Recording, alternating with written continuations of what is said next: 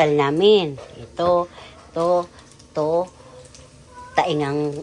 tainga sa bandang ulong baboy. Ano, alam niyo na kung ang gagawin ko, charing.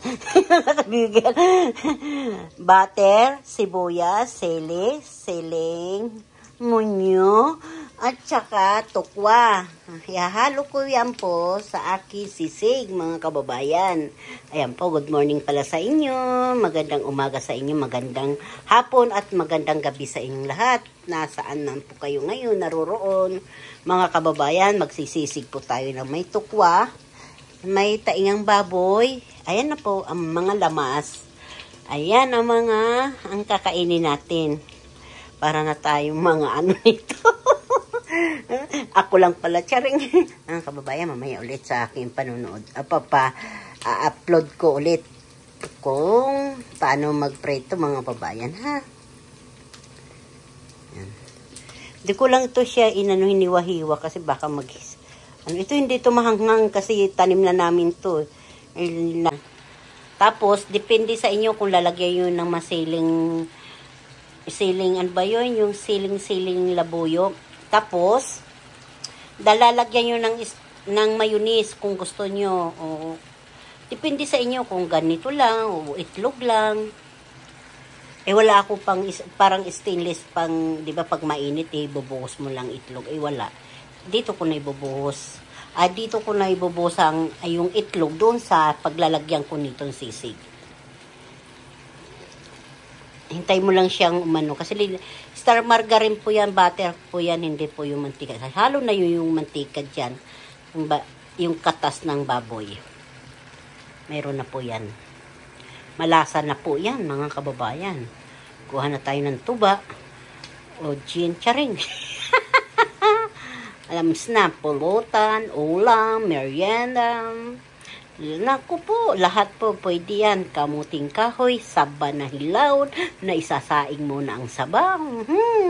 Tapos pupunta tayo ng beach. Ay di wow, maliligo na, no? Pumuputok-putok na.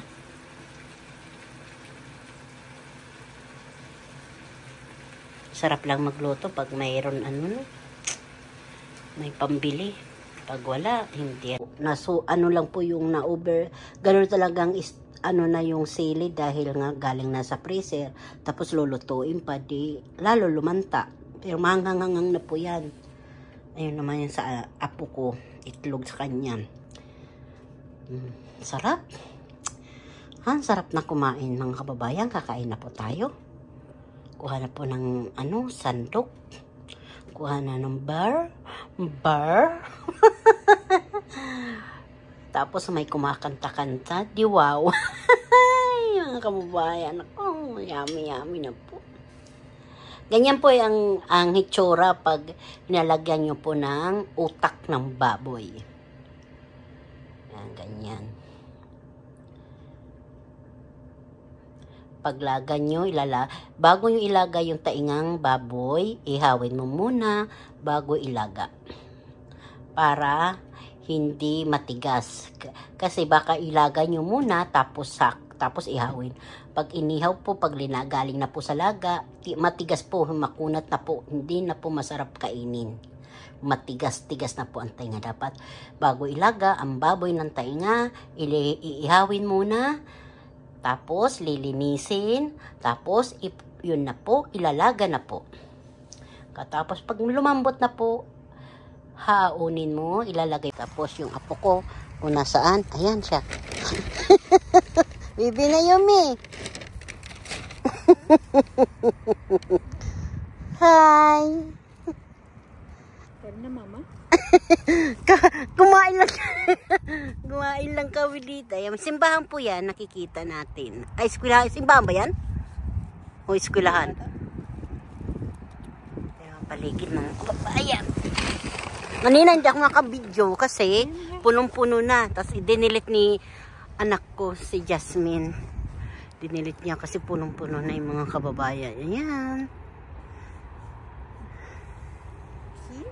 Yan ang mga puno. Lalamig, uwi na kami. May banig kami. Yan. Anak, yung pitaka mo. Opo, go home na, be. Tabi-tabi lang po. Tabi-tabi lang po. Hapon na kasi, 7 na ng gabi. Pero maaraw pa ho, mga kababayan.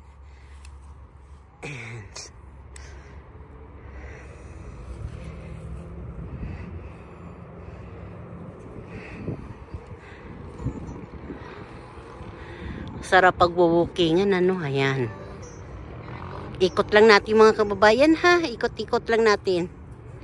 Ayan.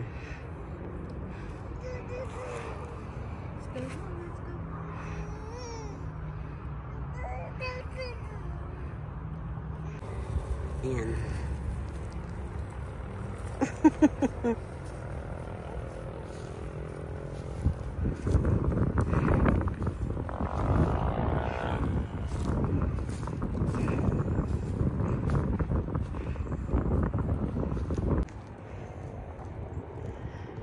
Highway na po yan mga kababayan dyan. Akala kasi namin okay yung panahon. Sobra, grabe ang lamig ngayon. Akala ng anak ko yan, di kami makapagtagal. Dahil sobra po lamig. Akala niya, tuloy-tuloy ang init. Kanina, paglabas doon sa trabaho, hindi na kami, siya, biyernes kasi. PE kasi. Yan, pwede sila ganyan pag sa nurse. Doon silang uniform na lang sa labas o sa loob ng ospital. Pag sa labas yan, ganyan na lang yan sila. Suot.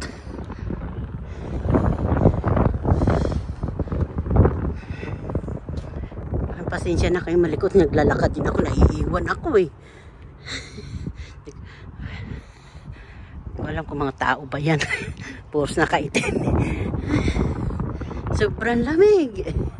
Iwan na. Naiwan na po ako mga kababayan. Ayan na sila. Andun na sa taas.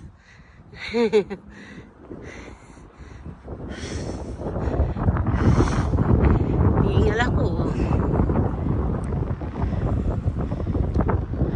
Doon sa taas yung sasakyan namin.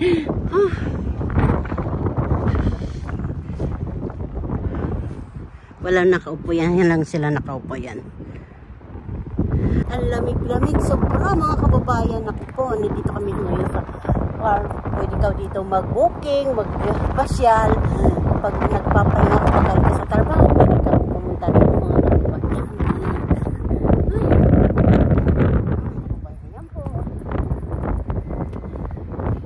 Anak, ay sa ibabaw lang yung isa ito. Kasi lamig. Grabe. Ano, paano po mga kababayan? Ito. Lagi skating siya. Water.